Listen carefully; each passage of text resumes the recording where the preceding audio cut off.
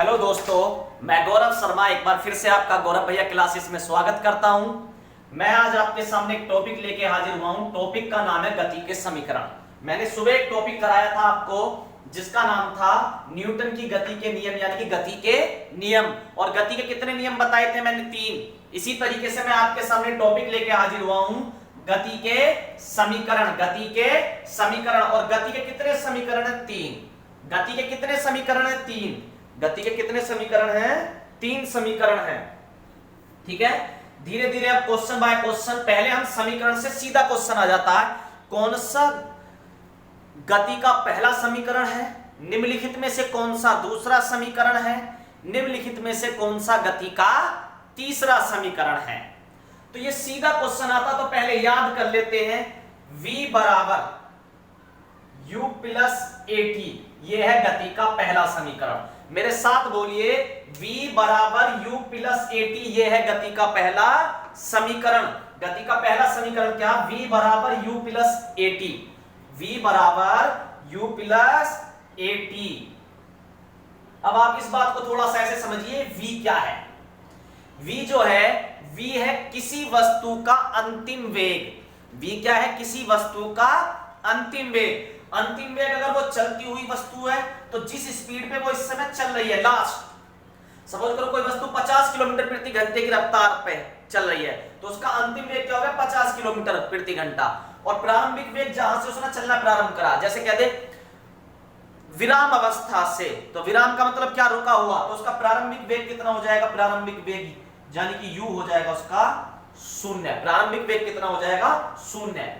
तो v बराबर अंतिम वेग, v बराबर अंतिम वेग, v बराबर अंतिम वेग। लास्ट, क्या अंतिम वेग 0 हो सकता? बिल्कुल हो सकता है। अगर वस्तु ब्रेक मार के रुक रही है तो अंतिम वेग कितना हो जाएगा? 0। क्या अंतिम वेग 10 हो सकता है? अगर वो वस्तु लास्ट में 10 किलोमीटर प्रति घंटा या 10 मीटर प्रति सेकंड की रफ्तार से भाग रही है तो अंतिम वेग 10 हो सकता है।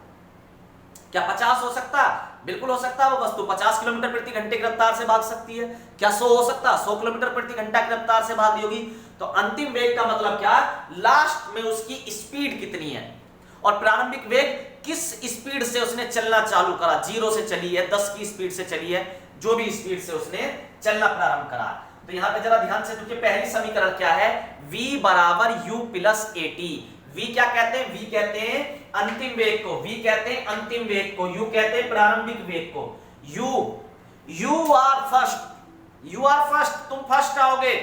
वी आर सेकंड, चाहे हम लास्ट हैं, हम लास्ट ही ठीक है। वी आर सेकंड, तो v क्या है? अंतिम वेग। u क्या है? u तुम फर्स्ट हो।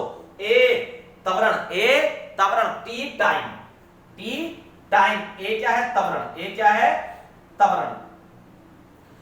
वेग परिवर्तन की दर को त्वरण कहते हैं। लेकिन क्वेश्चन में अगर त्वरण नहीं दिया तो कैसे निकालेंगे, वो अभी मैं धीरे धीरे सिखाऊंगा। भाई इनमें से अगर त्वरण निकालना तो सपोज करो t भी दे रखा होगा, u भी दे रखा होगा, v भी दे रखा होगा।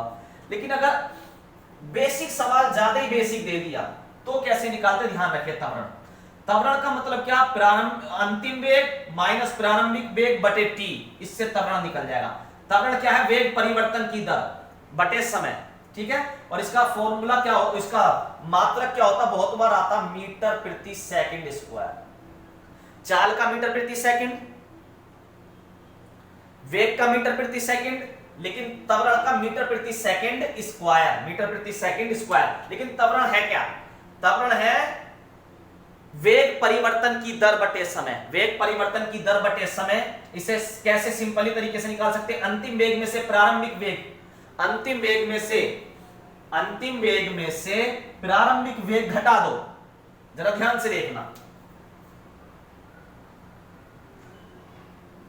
मैंने बताया t समय a त्वरण है। अगर त्वरण निकालना तो क्या करो? ये u इधर प्लस का, तो इधर आके किसका हो जाएगा? माइनस का, और ये t किधर आ जाएगा? नीचे। देखना जरा, बन गया त्वरण? नहीं बन गया? बन गया बिल्कुल ही। तो त्वरण निकालना आ गया होगा। अभी इन पे न्यूमेरिकल पोर्शन में नीचे 2 सवाल लिख लिए हैं, 2 सवाल भी करवाऊंगा। तीनों पे कैसे करते हैं, कैसे पहचानते हैं। पहली समीकरण याद होगी, v बराबर u प्लस at। v क्या होता है? अंतिम वेग। u क्या होता है? प्रारंभिक वेग। a क्या होता है? a से एक्सीलेटर मतलब त्वरण हिंदी में, t मतलब टाइम। पहली समीकरण याद होगी। दूसरी समीकरण की बात करते हैं। किसकी बात करते हैं? दूसरी समीकरण से निकलती है दूरी। क्या निकलती है? दूरी। दूरी दूरी जो निकलेगी वो कभी भी पहले समीकरण से नहीं निकल सकती, या तो दूसरे से निकलेगी या तीसरे से, क्योंकि s मतलब दूरी, s मतलब दूरी। ठीक है। अच्छा, दूरी और विस्थापन में अगर अंतर पूछ ले, दूरी और विस्थापन, तो आपको प्रैक्टिकली कैसे समझना? आप बुक की परिभाषा तो दे सकते हो, सिंपल समझो। कोई आदमी यहां से गया, ऐसे गया, ऐसे गया, 5 किलोमीटर, 6 किलोमीटर। आपसे पूछूं कितनी दूर गया, 6, 5, 11 किलोमीटर बोल सकते हो। लेकिन पूछूं कितना विस्थापन हुआ है, तो आपको ये वाली बिंदु बतानी पड़ेगी। इसे ऐसा ले लो जो निकालने में आसान है।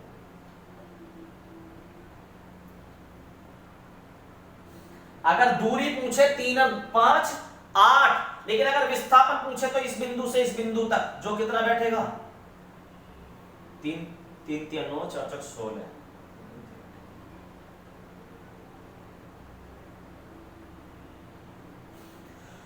तो दूरी कितनी है? 3 और 4 7, लेकिन विस्थापन अगर पूछ ले तो वो अपने प्रारंभिक बिंदु से कितना अब दूर है, इसे क्या देते हैं? विस्थापन।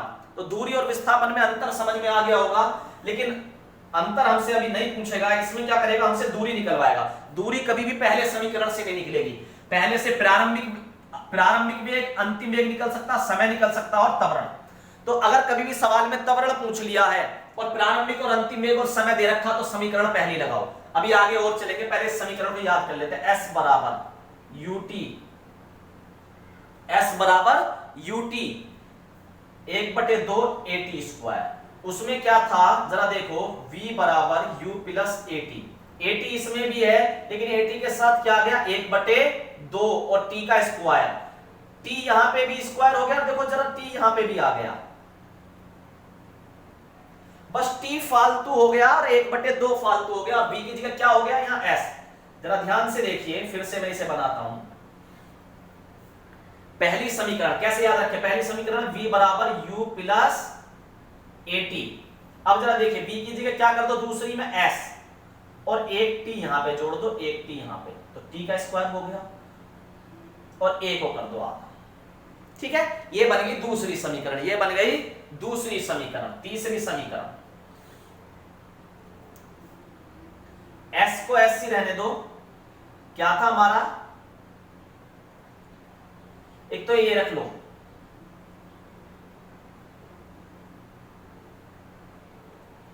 या तो ऐसे याद कर लो या ऐसे याद कर लो।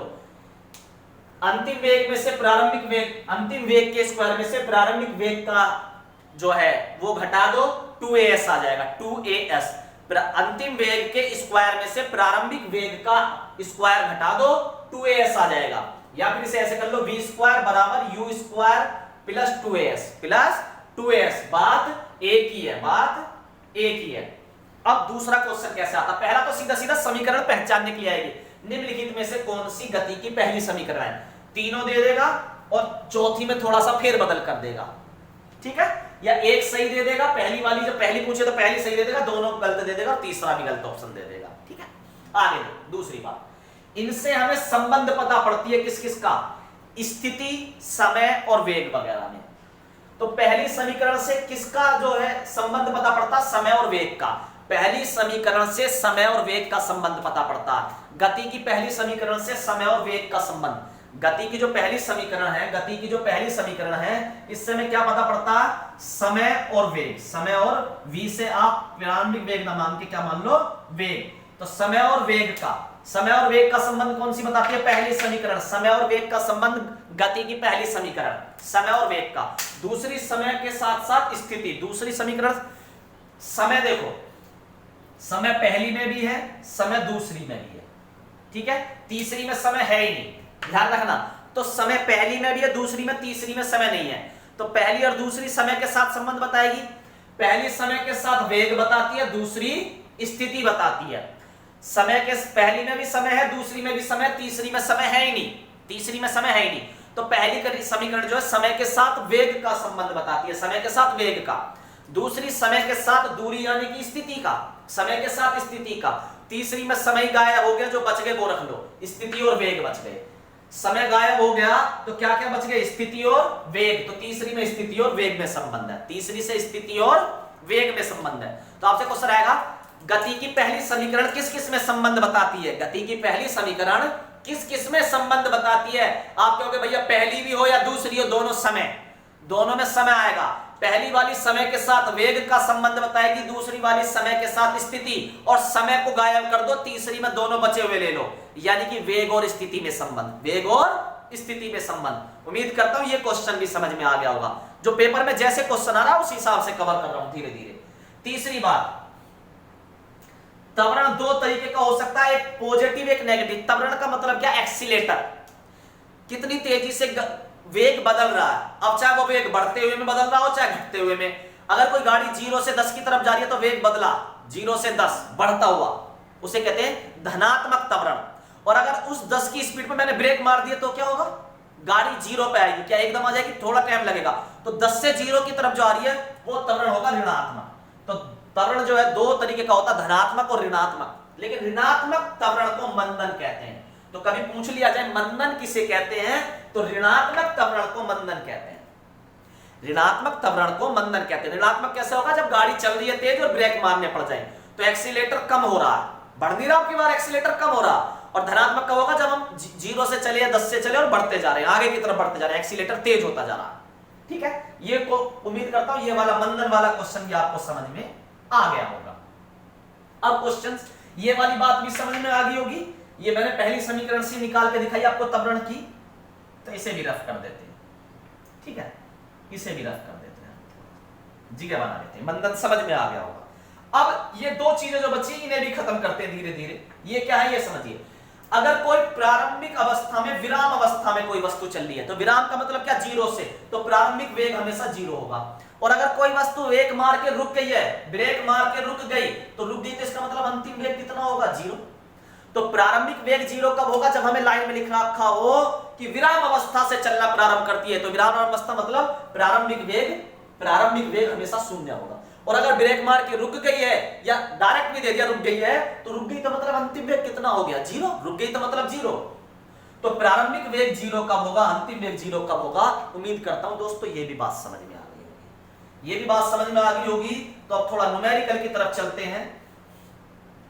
न्यूमेरिकल कैसे करते हैं?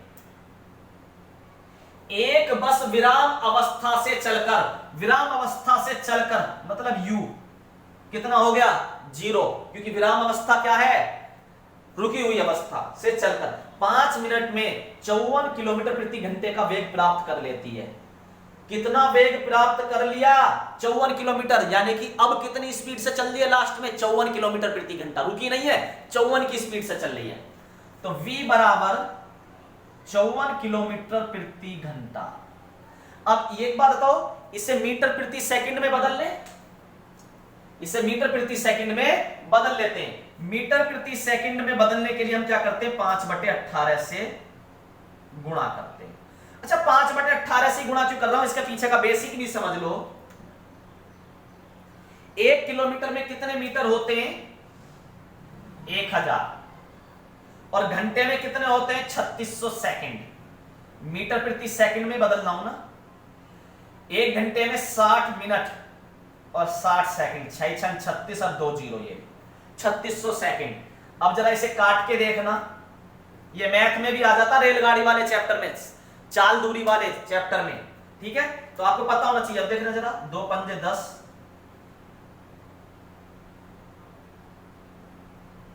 18 दूनी 36, यानी कि 5/18। तो अब या तो आप सिंपल कर लो 1000/36 की गुणा, या सीधा 5/18 की गुणा कर लो, कोई फर्क नहीं पड़ना सवाल पे। तो हम क्यों बड़ी गुणा करें, काटा पीटी ज्यादा करें? हमेशा 5/18, ज्यादातर ये 18 से कटने वाले भी आ जाएगा। 18 36 18 थी 54, 5 3 15 मीटर प्रति सेकंड। कोई दिक्कत भैया? अब तक हमारा ये विराम अवस्था वाली हमने ले लिया 0 मीटर प्रति सेकंड। 54 वाला ले लिया, समय और ले लेते टी कितना हो जाएगा?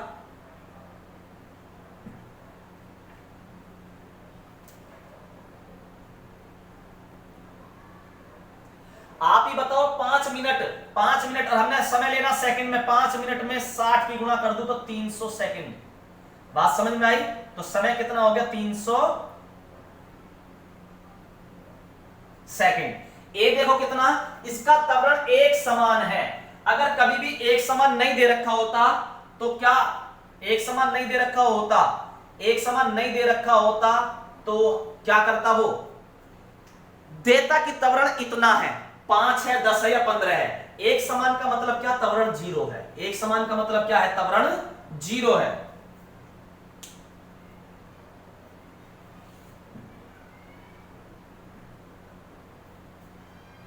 अब इसमें त्वरण भी ज्ञात करना तथा वेग प्राप्त करने के लिए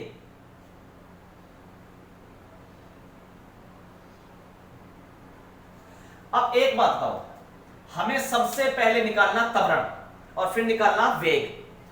तो एक बात बताओ, अगर हम इसे, दूसरी चीज निकालनी है दूरी, सॉरी दूसरी चीज निकालनी है दूरी। अब एक बात तो, दूरी इससे निकल ही नहीं सकती, इससे क्या निकल सकता है वो देखते हैं जरा। इससे हमारा त्वरण निकल सकता, कब निकल सकता, पर जब t दे रखा हो, u दे रखा हो, v दे रखा हो। क्या दे रखा है, तीनों चीजें दे रखी हैं। तो v की जगह कितना रखोगे आप, 15, u की जगह 0, a की जगह a, t की जगह 300 सेकंड। कोई दिक्कत हो तो भैया बताओ। अब 0 से कोई फर्क नहीं पड़ना, खत्म कर दो इसे। 300 कहां जाएगा, नीचे। 15 दूनी 30, 1/20 आ गया। कोई दिक्कत, क्या आया ये a, यानी कि त्वरण कितना है, 1/20 मीटर प्रति सेकंड स्क्वायर। त्वरण जो आता है वो स्क्वायर में होता है, ठीक है, मीटर प्रति सेकंड स्क्वायर। तो त्वरण कितना आ गया, 1/20। अब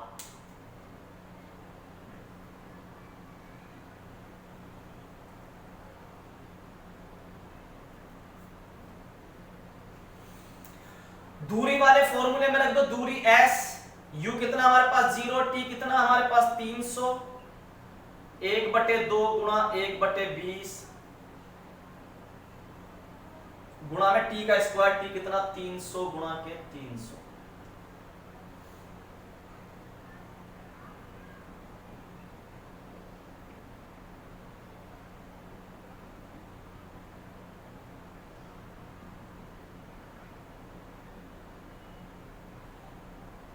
पंद्रह गुणा 15 करा 225,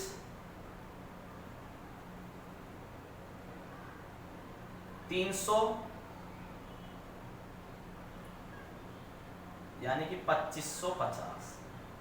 ये है मीटर में। किलोमीटर में पूछ ले तो 2.5 किलोमीटर, क्योंकि 1 किलोमीटर बराबर 1000 मीटर, 1000 मीटर। ठीक है, ये बात समझ में आई। मैंने इसमें क्यों नहीं रखा, आप इसमें रख के भी निकाल सकते हो। v कितना है हमारा 15, 15 का स्क्वायर 225, u कितना है 0, 0 का स्क्वायर कितना निकल लो 0, 2, a कितना है 1/20 गुणा s कितना है, s हमें निकालना 10, इस 10 की इधर गुणा करी 2250 मीटर। कितना आया 2250 मीटर। कोई से भी समीकरण से आप निकाल सकते हो। ये था धनात्मक वाला। अब एक ऋणात्मक वाला कर लेते हैं नीचे, ठीक है, एक ऋणात्मक वाला कर लेते हैं।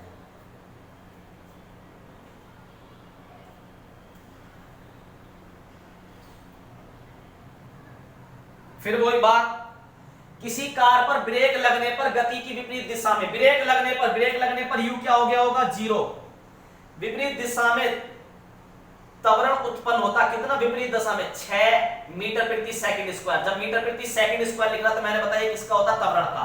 त्वरण कितना दे दिया, -6 मीटर प्रति सेकंड स्क्वायर। यदि कार ब्रेक लग जाने के बाद रुकने में 2 सेकंड, समय कितना दे दिया 2 सेकंड। u दिया नहीं दिया, दूरी पूछी है, s पूछा है, s ज्ञात करो। u दिया नहीं तो u किससे निकालना आसान है। अब एक बताओ, s और u दोनों निकालें एक समीकरण से, कैड़ा काम हो जाएगा। s और u दोनों निकालें, कैड़ा काम हो जाएगा। लेकिन इससे देखना u निकल जाएगा, क्योंकि s है ही नहीं यहां। कैसे निकलेगा जरा देखिए, v² u plus at। v कितना है 0, u कितना है पता ही नहीं है, a कितना है -6, मीटर फीटर बाद में लिख लेंगे, -6। समय कितना है 2 सेकंड। अब जरा देखना 6 दूनी 12, ये ब्रैकेट में रख लो क्योंकि माइनस का है, इसके चिन्ह को बदल देगा। 6 दूनी 12, माइनस का 12 प्लस से गुणा करी माइनस हो गया। 0 बराबर u माइनस के 12, इधर आके किसके हो गए प्लस के 12, तो u कितना आ गया, u आ गया प्लस के 12, ठीक है, u कितना आ गया 12, प्लस के 12, प्लस लिखना जरूरी है नहीं, तो u आ गया 12। अब हमारे पास u भी है, v भी है, t भी है, a भी है। अब s निकालना आसान हो जाएगा, इसे रफ कर दूं। अब आप दूसरी से निकाल लो, तीसरी से निकाल लो, जिससे आपका मन करे, मैं दूसरी से निकालता हूं। s बराबर u कितना आ जाएगा, u 12, t कितना 2, 1/2, a कितना है, a है 6, पर 6 नहीं माइनस का 6, t कितना है 2, 2 गुणा 2। अब जरा देखना, इस 2 से ये 2 कट गया, 6 दूनी 12, 12 दूनी 24 प्लस, लेकिन ये किसके हैं माइनस के। अब जरा देखना, माइनस के 6 दूनी 12, s, तो s बराबर कितना आ जाएगा 12 मीटर, 12 मीटर, क्योंकि सारे ये मीटर में ही है, ठीक है।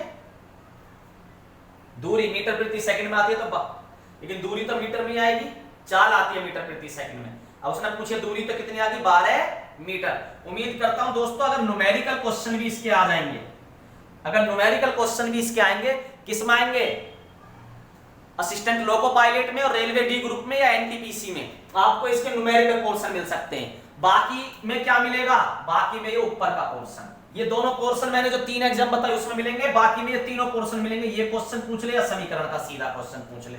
तो उम्मीद करता हूं आपको सारी बातें समझ में आ गई होंगी, ठीक है। अगर आपको वीडियो अच्छी लग रही है दोस्तों, तो रोज देखिए, डेली देखिए, इतनी बार देखिए कि आपको ये चीजें आने लगे, समझ आ जाए, और आप पेपर में देखते ही ऑप्शन टिक कर दो। क्योंकि मैं अगर सिलेबस पूरा करवा पाया तो मैं गारंटी कह रहा हूं एक बच्चा भी फेल नहीं हो पाएगा। जबरदस्ती भी फेल होने की कोशिश करोगे, जब आता होगा तो कहां से होगे, समझ गए नहीं। तो इसलिए मेहनत करिए, वीडियो को लाइक, सब्सक्राइब और कमेंट जरूर करिए।